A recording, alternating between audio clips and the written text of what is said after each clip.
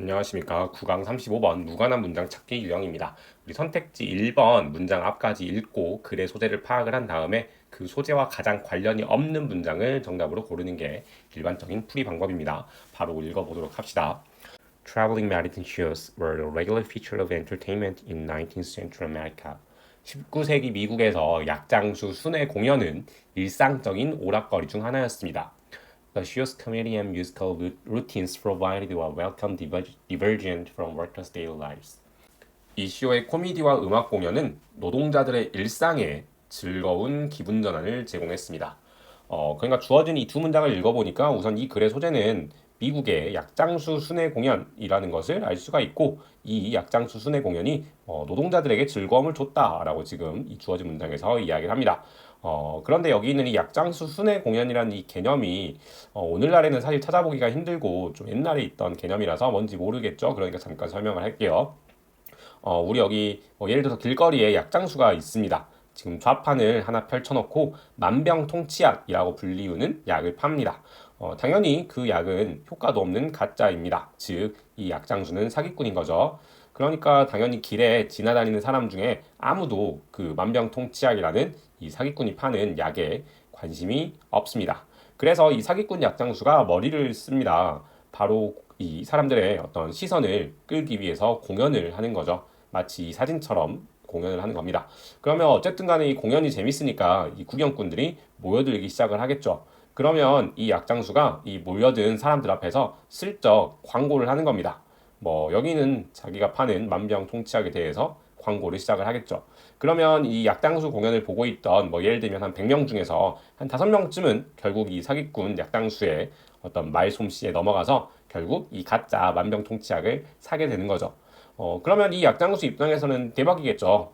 왜냐하면 아무도 관심이 없었던 약을 5명에게나 팔았으니까 약장수 입장에서는 충분히 이득을 봤다라고 이야기할 수 있습니다. 아무튼 결론을 이야기하면 이런 식으로 사기꾼 약장수들이 어떤 효과가 없는 가짜 약을 팔아먹기 위해서 길거리 공연을 하는데 그런 공연을 바로 약장수 순회 공연이라고 이야기를 하는 겁니다.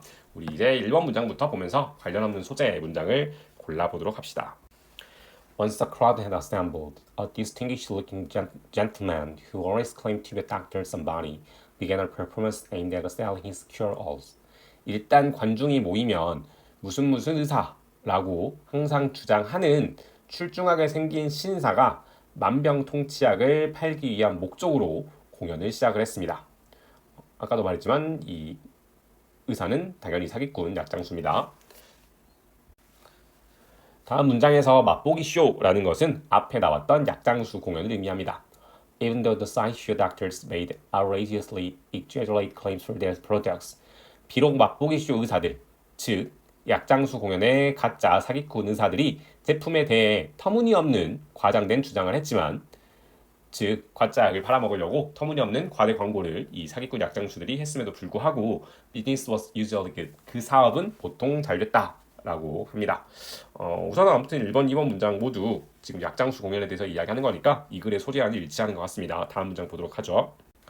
Modern advertising was born during this period as medicine companies printed newsletters with humorous quotations mixed with plenty of advertising. 현대 광고는 이 시기에 탄생했는데 수많은 광고와 혼합된 재미있는 인용어구를 넣은 소식지를 제약회사들이 발간했기 때문이다. 뭔가 약에 대한 이야기는 나오는데 여러분 이 3번 문장은 소재와 일치한가요? 아니죠. 약장수 공연에 대한 이야기가 없잖아요. 그러니까 정답은 3번이라고 볼 수가 있겠습니다.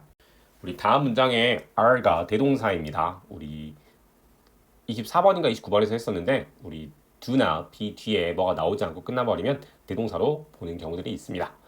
그리고 이 문장부터는 지금 과거 이야기에서 현재 오늘날의 이야기로 글의 시점이 조금 바뀌게 됩니다. Today, these shows are things of the past, but medical fraud and trickery are not.